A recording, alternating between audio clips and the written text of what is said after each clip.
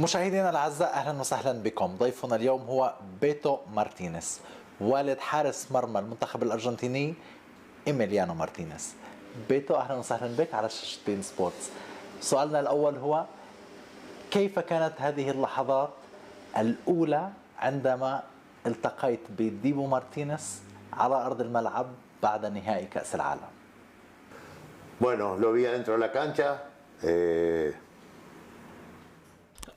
دخلت إلى الملعب. كان ذلك شعور صعب وسعيد في النهاية. قال لي: وصلنا.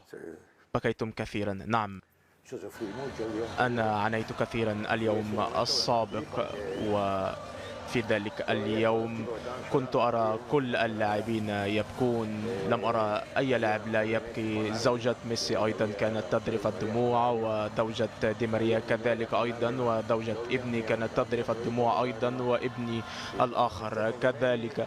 وعندما التقيت بإيمي عانقني عناق حار، وأنا كنت أحتاج إلى ذلك العناق، وقال أننا حققنا ذلك.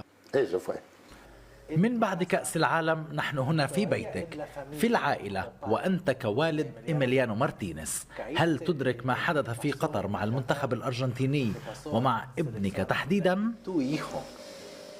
في الواقع أنت تعرف بأن هذا السؤال طرح علي كثيرا، وفي بعض الأحيان لا أعرف إذا كنت مدركا لذلك أم لا. ربما أشاهد بعض الأشياء عبر التلفاز وأرى بعض تفاصيل المباريات، ولكن حتى الآن ربما لا أدرك تماما بأننا فزنا بكأس العالم. ربما أرى ذلك على وجوه الناس وأصدقائي، ولكن حتى الآن لا أدرك ذلك تماما. بعد أن وصلت من قطر ذهبت إلى عطلة ل10 أيام، لأنني عشت لحظات صعبة وكنت متوترا وقلقا. سافرت رفقة كل آباء اللاعبين في طائرة حضرها لنا رئيس الاتحاد الأرجنتيني تابيا، وعشنا لحظات سعيدة جدا وكنا نغني معا كل الآباء وكل الأبناء. ربما كان نفس الشعور كان لنا، وربما هنالك شعرت بسعادة كبيرة وأننا فزنا بالفعل بكأس العالم، وكنا مندهشين جدا، ولكن ربما لست مدركا تماما لذلك. ربما بعد 7 أو 6 أو 7 أشهر ربما أدرك ذلك تماما. في تلك اللحظة التي انتهى بها كأس العالم من بعد 120 دقيقة وركلات الجزاء، ماذا مر في ذهنك في تلك اللحظات الأولى؟ لم أكن أتمنى أن نصل إلى ركلات الترجيح. كنت أعتقد أن المنتخب الأرجنتيني يستحق أكثر من ذلك. لم أكن أتمنى أن نصل إلى ركلات الترجيح، لأن في النهاية ركلات الترجيح هي ركلات الحظ. هنالك لاعب ينفذ والحارس، وكل الحراس في كأس العالم هم محترفون ومن طراز رفيع. ربما هنالك لاعب يمكن أن ينفذ أفضل من الآخر، أو حارس يصد أفضل من الآخر مثل ابني على سبيل المثال، ولكن في النهاية من الممكن أن ينفذ اللاعب ويسدد الكرة في جهة والحارس يذهب إلى ناحية أخرى، وفي النهاية هدف. لم أكن أرغب أن نصل إلى ركلات الترجيح. الركلة الأولى تصدى لها إمبابي ونفذها، ولكن بعد ذلك إيمي تصدى وصد الركلة الثانية وبعد الثالثة وإهدارها الثالثة. قلت نعم، هذه الكأس لنا. قلت ذلك كانت لحظة صعبة في النهاية، ولكن هذا الكأس سيكون لنا، وهذا ما حصل. إيمي لم يتغير أبدا، هو يعرف من أين يأتي. نحن عانينا كثيرا في الماضي، هذا صحيح، وكان هنالك أيام لم أقدر على أن أشتري له قفازات على سبيل المثال، وفي أيام أخرى ربما أقدر على أن أدفع فاتورة الكهرباء، ولا أقدر على أن أدفع فاتورة الغاز، أو حتى أدفع فاتورة المدرسة، ولا أقدر على أن أدفع للوقود. هكذا عانينا، هكذا ضحينا، وهو يعرف جدا من أين يأتي. نحن على مدار 30 عام حاولت أن أنشئ لهم منزلا، وهو يعرف في النهاية من أين يأتي. في مار ديل بلاتا إيميليانو نجم ومحبوب. عندما تمشي في الشارع ماذا يقولون لك أهل المدينة؟ hoy es todo lindo. كل شيء رائع في هذه الفترة وفي هذه الأيام لأننا فزنا بكأس العالم. أنا أصبحت الآن نجم مثل إيمي بين أصدقائي وزملائي، وعندما نذهب إلى الصيد رفقة أصدقائي دائما ما أتلقى التهنئة وأهدوني جدارية وصورة بقميص إيمي، وعندما نجتمع في نفس المكان يأتي الناس ويهنئوني أنت والد ديبي، وكل شيء رائع في هذه الفترة. ولكن غدا ربما يتغير ذلك وأستقبل أي انتقاد، وهذا طبيعي وأنا يجب أن أتقبل ذلك. في يوم ما ممكن أن يكون هنالك الكثير من كلمات الثناء وبعد ذلك الانتقاد إذا ارتكبت خطأ، ولكن هذه هي كرة القدم. دي ماريا تعرض للانتقادات طوال حياته، اليوم هو نجم ورمز لهذا المنتخب. ميسي تعرض للانتقادات وعانى كثيرا أيضا، واليوم ميسي هو أسطورة هذا المنتخب وهذا البلد. ونفس الأمر لدي بول وكل اللاعبين.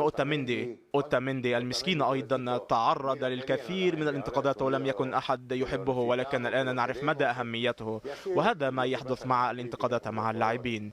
أنت تتعرض للانتقادات وبعد ذلك يثنوا عليك.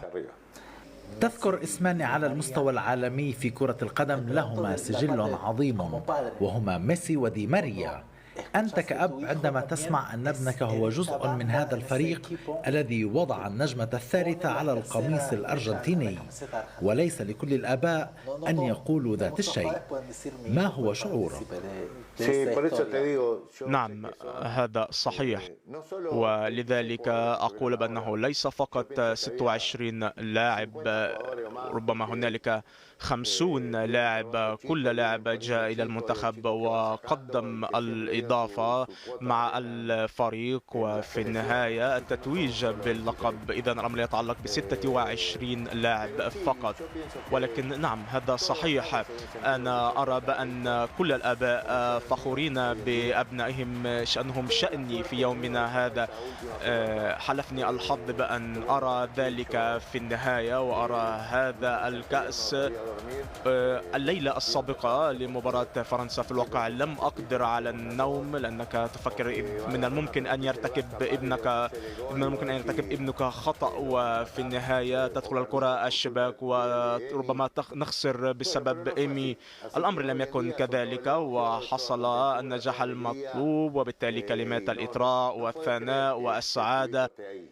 في بعض الأحيان لا يمكن أن تصدق بأن ابنك حقق ذلك. عندما دخلت إلى الميدان ورأيته وهو يبكي وكل اللاعبين يبكون، أدركت بأنهم فازوا بكأس العالم.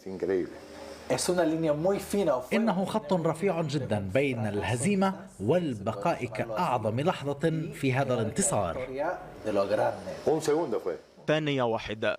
ثانية واحدة فقط كانت بين الخسارة والفوز. عندما وصلت هذه الكرة في الثانية الأخيرة إلى اللاعب الفرنسي، كل زملائه دخلوا إلى الميدان يحتفلون بالهدف، لأن المرمى كان تقريبا فارغا، وإيمي حلفه الحظ بأن يمد ساقه وأن ترتطم الكرة بساقه وتخرج في الخارج. كان من الممكن أن ترتطم بالساق وتدخل إلى المرمى.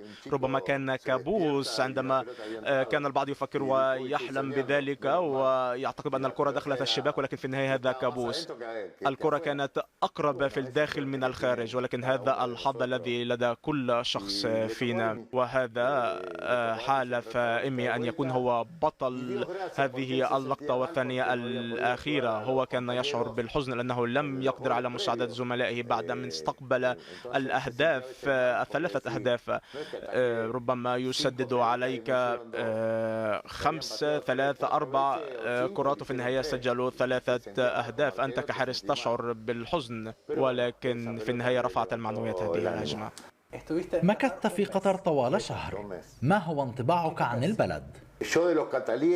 بالنسبة للقطريين وللشعب القطري لدي الكثير من الأشياء الإيجابية حول القطريين. لم أرى أي شيء سلبي وعملت على أفضل صورة هنالك. لم أرى أي شيء سيء، أي شيء سلبي أو أي أمور تضايق. والنظافة أدهشتني كثيرا. تفاجأت بالنظافة ومستوى النظافة. كان هنالك عمال النظافة يمرون بأدوات التنظيف ولا يجدوا أي ورقة ملقاة على الأرض. هذا كان غريب جدا. لم يكن هنالك أي ورقة. وتفاجأت أيضا كيف ينظفون حتى أعمدة الإنارة داخل المكان. اندهشت من ذلك وتفاجأت بذلك.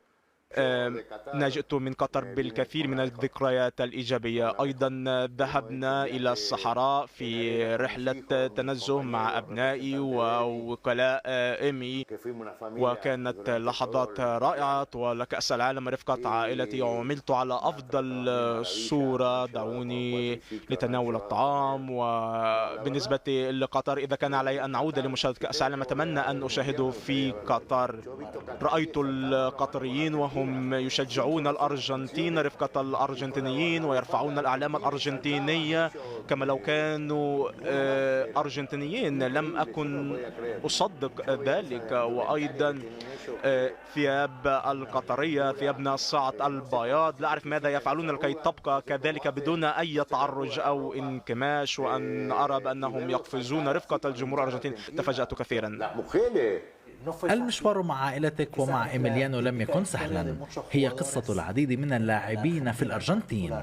أنت قدمت العديد من التضحيات ليصل لما هو عليه اليوم، وليستطيع إيميليانو أن يكون بأفضل حال مع عائلته.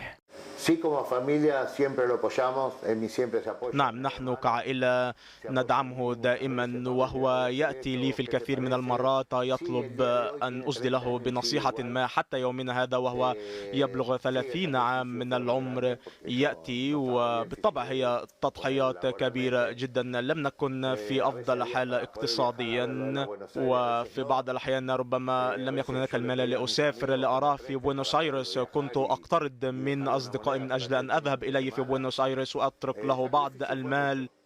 التضحية كانت كبيرة جدا، ولكن في النهاية نحن نجني ثمار هذه التضحية. وأعتقد أن كل اللاعبين في المنتخب تعرضوا لمثل هذه الأشياء والتضحيات. وآباؤهم أيضا عانوا كثيرا وكانوا يعملون بكد. ربما أمهات أو آباء مثل والدة دي ماريا والتي كانت تعمل كممرضة، أو بعض الآباء الذين يعملون في بيع الصحف، وأنا أعمل على سبيل المثال في الحقل ولا زلت كذلك. إذن الحياة ليست سهلة. دائما ما يجب أن تضحي كثيرا. هذه هي طبيعة الحياة. ولكن إيمي عانى كثيرا. ونحن ربما ذهبنا إلى إيميليانو في إنجلترا لقضاء بضعة أشهر معه وخسرت عملي هنالك. ذهبت إليه في لندن وكنا ندون كل ما نصرفه طوال الأسبوع. وإذا كان هنالك فائض قليل يمكن أن نذهب للتنزه قليلا أو إلى السينما. والأسبوع الذي نصرف فيه الكثير من المال ربما نحاول ألا نخرج كي لا نصرف أكثر. الأمر لم يكن سهلا أبدا. 9 سنوات أنا لم أتحدث اللغة الإنجليزية. إيمي كان يتحدث اللغة جيدا ولكن أنا صفر. ربما كلمة كوفي أو قهوة فقط هي الكلمة التي أعرفها. أذهب إلى الحانة وأطلب ذلك فقط. نعم، عانينا كثيرا وهو عانى كذلك، ولكن اليوم نحن نجني ثمار ذلك. بيتو، شكرا جزيلا لك على استضافتنا في بيتك. إذا مشاهدينا الأعزاء، بيتو مارتينيز والد حارس مرمى المنتخب الأرجنتيني إيميليانو مارتينيز. شكرا. gracias.